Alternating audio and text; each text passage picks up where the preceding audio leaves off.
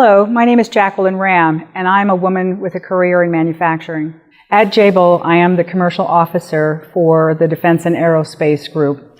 My role at Jabil is primarily business development, which essentially is sales, marketing, customer satisfaction. We call it Net Promoter Scores here at Jabil. In addition to that, I'm responsible for assessing the customer's requirements for forecasting purposes for the next 3 to 5 years out and matching them with Jabil's capabilities. So in essence, it's also business strategy as well. My educational background is comprised of an undergraduate degree, a Bachelor's of Science in Chemical Engineering. I have a Master's in Business Administration and a doctorate in Information Science. I was very encouraged to enter the engineering field because I was a competitive athlete my whole life through grade school, high school, and I really felt that I had some wonderful competitive pursuits. But more importantly, I am the proud daughter of a U.S. military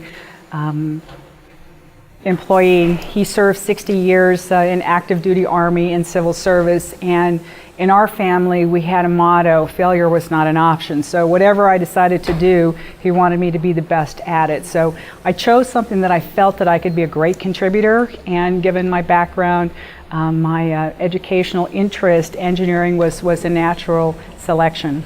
So when I looked at the different disciplines within the engineering field, chemical, mechanical, electrical, I thought chemical engineering offered so many opportunities that I could really choose where I wanted to go. I could get into personal hygiene, food manufacturing, oil and gas, or electronics. And so when I looked at the opportunities, there were many.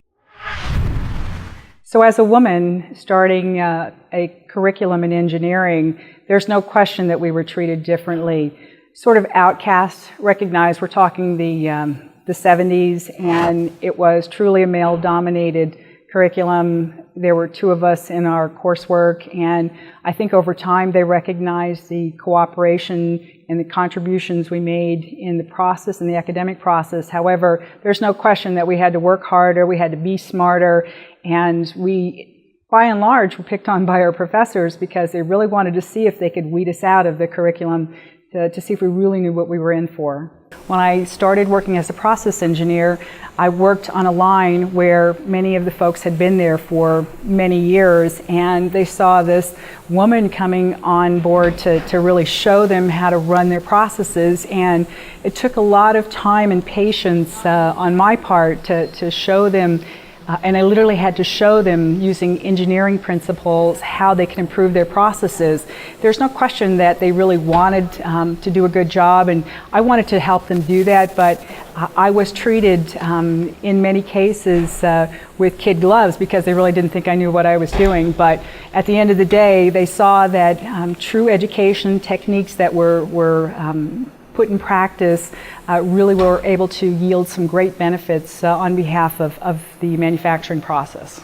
I get really excited when I see a product that I've had a hand in actually moving along the conceptual design process to end product integration into a commercial product. It really excites me to see it in use. So, for example, if I go onto an airplane and I see something that is part of the inner workings of the airplane that I've participated in, it's a really wonderful feeling. But more importantly, when I see products that I've worked for, whatever factory I've been working for, and the employees actually get to see what they've manufactured, where it goes, how it's used, and whatever way it's impacted their lives. I think it's wonderful to have that opportunity to work in an organization where you truly see tangible goods out in the marketplace that have been produced by people that you work with on a daily basis.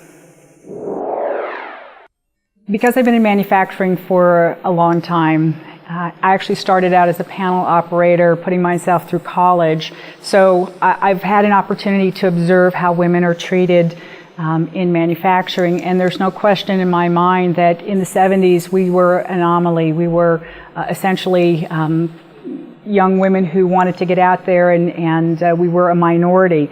And so as time has gone on, education has brought more engineers and more technicians into the manufacturing space. What's happened is not only are they more acceptable, but I believe we look to the education that's brought by women to help us better the processes. So there's no question in my mind that it really has evolved to where it is today.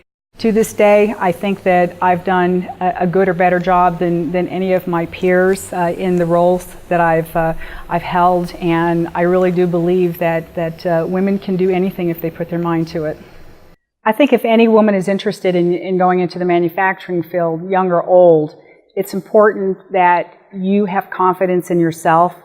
I believe that confidence comes from true acknowledgement of your capabilities and skills. How you build those skills is through experience and education. So for me, I believe that confidence will play a role in you achieving anything that you want to. If you don't feel you have the confidence, how do you focus your energies on things that you do really well? Make sure that you can reach out and find ways to gain that confidence, whether it be through public speaking courses, whether it be volunteering. You have to really feel that level of confidence in order to get out there as a woman and make a contribution. Make your life worthy of real achievement and accomplishment.